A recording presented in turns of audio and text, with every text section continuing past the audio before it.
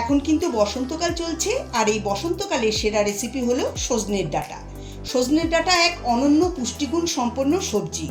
সজনের ডাঁটা অনেকেরই বেশ পছন্দের একটা সবজি। ঋতু পরিবর্তনের সময়, বিশেষ করে বসন্তকালে, সজনের ডাঁটার তরকারি বা ডালে খাওয়া খুবই উপকারী। আজ আমি আলু কুমড়ো দিয়ে সজনের ডাঁটার তরকারি রেসিপি শেয়ার করছি। প্রথমে সজনে ডাঁটার উপরের আঁশটা বা খোসাটা খুব ভালো করে ছাড়িয়ে নিতে হবে। আমি আঙ্গুলের সাইজে লম্বা করে ডাঁটা কেটে নিচ্ছি। আপনারা আপনাদের পছন্দ মতো ছোট বা বড় সাইজ করে ডাঁটাগুলো কেটে নেবেন। আমি বটি দিয়ে ছাড়িয়ে নিচ্ছি, আপনারা চাইলে ছুরি দিয়েও ছাড়িয়ে নিতে পারেন। দেখুন, এইভাবে আমি সব সজনে ডাঁটার আঁশ ছাড়িয়ে নিয়ে টুকরো টুকরো করে কেটে নিয়েছি। দুটো ছোট সাইজের আলুর খোসা ছাড়িয়ে একটু মোটা আর লম্বা করে কেটেছি। কুমড়োর খোসা ছাড়িয়ে একটু মোটা আর লম্বা করে কেটে নিয়েছি। সবজিগুলো কেটে নেওয়ার পর তারপর ভালো করে ধুয়ে জল ঝরিয়ে রেখে দিয়েছি। এখন মশলা শুকনো খোলায় ভেজে নেব। গ্যাসে প্যান বসিয়ে দুটো শুকনো লঙ্কা, 1 চা চামচ গোটা সাদা জিরে আর তার সঙ্গে 1 চা চামচ গোটা ধনে দিয়ে লো ফ্লেমে এগুলোকে ড্রাই রোস্ট করে নেব। মশলা খুব বেশি ভাজবো না, হালকা করে ভেজে নেব। মশলা ভাজা হলে একটা থালায় ঢেলে ঠান্ডা করে মিক্সিতে মিহি করে গুঁড়ো করে নেব। এখন রান্নাটা করার জন্য কড়াইতে 3 টেবিল চামচ সর্ষের তেল দিয়ে দেব। তেল গরম হয়ে গেছে। ফোড়নে 1/2 চা চামচ পাঁচফোড়ন, একটা শুকনো লঙ্কা, একটা তেজপাতা দিয়ে দেব। তেজপাতা আমি হাফ করে নিয়েছি।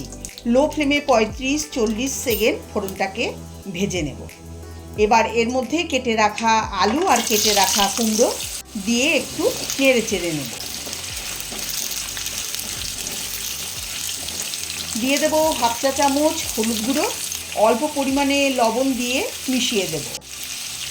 এখন মিডিয়াম ফ্লেমে 3-4 মিনিট আলু কুমড়ো ভালো করে ভেজে নেব। সবজি যদি ভালো করে ভাজা হয় তাহলে রান্নার স্বাদ অনেক গুণ বেড়ে যাবে। দেখুন, আলু কুমড়ো খুব সুন্দর করে ভেজে নিয়েছি। এখন এর মধ্যে দিয়ে দিচ্ছি 1 চা চামচ আদা বাটা আর 1/2 চা চামচ কাঁচা লঙ্কা বাটা। আদা আর কাঁচা লঙ্কাকে আমি মিক্সিতেই পেস্ট করে নিয়েছি। আলু আর কুমড়োর সঙ্গে খুব ভালো করে মিশিয়ে দেব। লো ফ্লেমে এখন 1 মিনিট আদা আর কাঁচা লঙ্কা ভেজে নেব।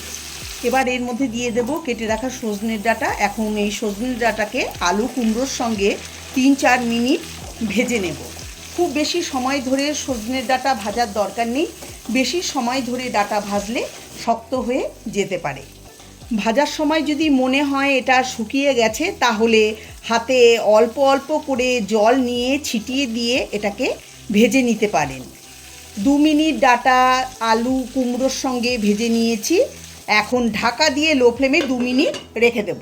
2 মিনিট পরে ঢাকা খুলে নেব। একটু নেড়ে চেড়ে খুব ভালো করে মিশিয়ে দেব। এবার এর মধ্যে দিয়ে দেব গরম জল। জলের পরিমাণটা একটু বেশি লাগবে। আলু কুমড়ো সজনের ডাঁটাকে ভালো করে সেদ্ধ করে নিতে হবে। আমি এখানে 1.5 কাপ পরিমাণ জল দিয়েছি। জল সবজির সঙ্গে খুব ভালো করে মিশিয়ে দেব। মেশানো হলে দিয়ে দেব স্বাদ মতো লবণ।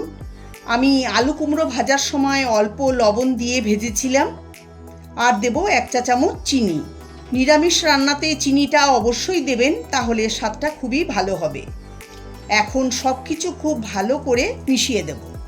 ঝোল ফুটতে শুরু করেছে। এখন ঢাকা দিয়ে লো মিডিয়াম ফ্লেমে 8-10 মিনিট রান্না করে নেব।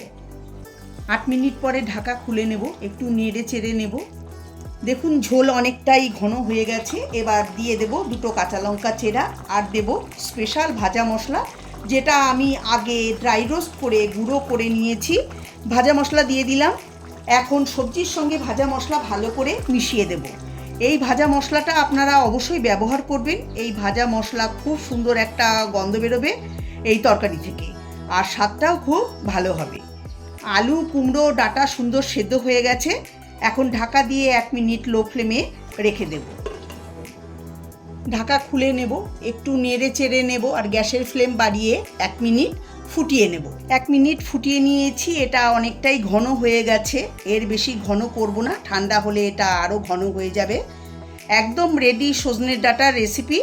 গ্যাসের ফ্লেম বন্ধ করে এখন আমি গরম গরম সার্ভ করে নিয়েছি। আমার আজকের এই রেসিপি আপনাদের কাছে কেমন লাগলো অবশ্যই জানাবেন। যদি ভালো লেগে থাকে তাহলে আপনারা বাড়িতে অবশ্যই একবার ট্রাই করে দেখতে পারেন। আশা করি আপনাদেরও ভালো লাগবে। ভালো লাগলে লাইক, কমেন্ট, শেয়ার করবেন। আমার চ্যানেলে নতুন বন্ধু হয়ে থাকলে চ্যানেলটাকে অবশ্যই সাবস্ক্রাইব করবেন, পাশে থাকা বেল আইকনটি ক্লিক করে। সবাই ভালো থাকবেন, সুস্থ থাকবেন। নমস্কার।